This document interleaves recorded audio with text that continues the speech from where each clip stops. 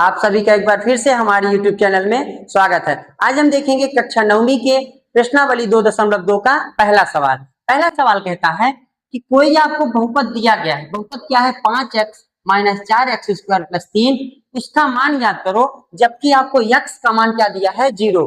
मतलब ये बहुपद दिया है और आपको उसमें x का मान 0 रखना है, फिर बताना है कि उसका मान क्या आता है। ठीक है, तो आपको जो बहुपद दिया उसको लिख लोगे कि px बराबर 5x minus 4x square plus 3। क्या दिया है? px बराबर 5x minus 4x square plus 3। अब इसमें जो x बराबर 0 है उसको हम रखेंगे, ठीक है ना। तो आप क्या करोगे? p जहां जहां इस समीकरण में x दिखेगा वहां वहां क्या रख देंगे? 0। तो आप p x की जगह 0 बराबर 5 आपका वही रहेगा, x की जगह 0 माइनस 4 आपका वही रहेगा, x की जगह 0 का स्क्वायर प्लस का 3 आपका वही रहेगा। ठीक है, अब p0 आपका यहाँ पे लिखा रहेगा बराबर 5। देखिए और 0 यहाँ लिखा, तो 5 और 0 के यहाँ गुणा होगा क्योंकि ये गुणे में लिखे हुए हैं। तो 5 और 0 का गुणा होगा तो 0 माइनस 0 का पहले स्क्वायर करेंगे तो 0 और 0 का 4 से गुणा हो जाएगा तो 0 और प्लस 3। तो अब p0 0 माइनस 0 प्लस 3, इन सब में 3 में 0 जुड़े या घटे इसका मान 3 ही आएगा। क्यों? क्योंकि 0 किसी भी संख्या से जुड़ता या घटता तो उसके मान में कोई बदलाव नहीं करता। ठीक है, तो आप लास्ट में लिख दोगे, आता है बहुपद का मान 3 है। मतलब जो बहुपद दिया गया था उसमें हमने जब x बराबर 0 रखा तब उस बहुपद का मान हमें 3 का। इसी में हमें दूसरा दिया है x बराबर क्या दे दिया है? 1। अब इसी बहुपद में आपको x का मान क्या रखना है? 1 रखना है, फिर बताना है बहुपद का मान कितना आ रहा है। आप मानोगे फिर से px बराबर 5x minus 4x square plus 3। जो ये था उसको फिर हमने px के बराबर माना।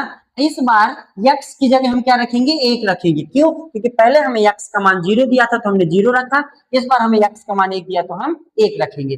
p x की जगह 1 बराबर 5, x की जगह 1 माइनस 4, x की जगह 1 का स्क्वायर प्लस का 3। ठीक है, अब p 1 लिखा रहेगा, 5 का 1 से गुणा होगा यहाँ पे तो 5 हो जाएगा, माइनस 4 आपका वही लिखा है, 1 का स्क्वायर करेंगे पहले तो 1 रहेगा अब प्लस 3। ठीक है, p1 लिखा हुआ है, 5 आपका देखिए वही है, माइनस 4 का गुणा 1 से होगा तो माइनस 4 प्लस क्या आ जाएगा? 3। अब यहाँ पे थोड़ा सा समझिएगा, p1 वही लिखा है, 5 देखिए प्लस में है, इसके पहले कुछ साइन नहीं लगा मतलब ये प्लस में है, और 3 कैसा है? प्लस में। तो 5 और 3 जुड़ेंगे तो 8 हो जाएगा, और माइनस का क्या होगा? 4। 5 और 3 जुड़ेंगे तो 8, ये माइनस का 4। तो p1 बराबर आपको मिल जाएगा 8 में 4 घटेगा तो क्या मिलेगा? 4। अब लास्ट में लिख देंगे, आता है बहुपद का मान 4 है। मतलब जब हमने x का मान 1 रखा तब बहुपद का मान क्या मिल गया? 4। ठीक है, अब तीसरा आपको दिया है x बराबर आप क्या रखिए? माइनस का 2। ठीक है, ये एक बार हमको 0 दिया था, एक बार 1 दिया था, इस बार क्या दिया है? माइनस का 2। तो आप क्या करेंगे? फिर से बहुपद को लिख लीजिए। बहुपद क्या है? px बराबर 5x minus 4x square plus 3। ठीक है, अब p जहां x से इस बार क्या रखेंगे आप? -2। क्यों? क्योंकि इस बार हमें x का मान क्या दिया है? -2 बराबर 5 x की जगह -2 माइनस 4 x की जगह -2 का स्क्वायर प्लस 3 आपका वही लिखा हुआ। ठीक, p -2 आपका लिखा है, 5 का -2 से गुणा होगा तो क्या हो जाएगा? 5 दूनी माइनस का 10, 5 का गुणा -2 से होगा तो क्या हो जाएगा? माइनस का 10, -4 आपका वही लिखा हुआ है। -2 का स्क्वायर होगा तो क्या आएगा? प्लस में 4। क्यों? क्योंकि चाहे कोई संख्या प्लस में हो या माइनस में हो, जब भी हम उसका स्क्वायर करेंगे तो हमेशा प्लस में आएगा। और ये प्लस 3 आपका वही लिखा हुआ है।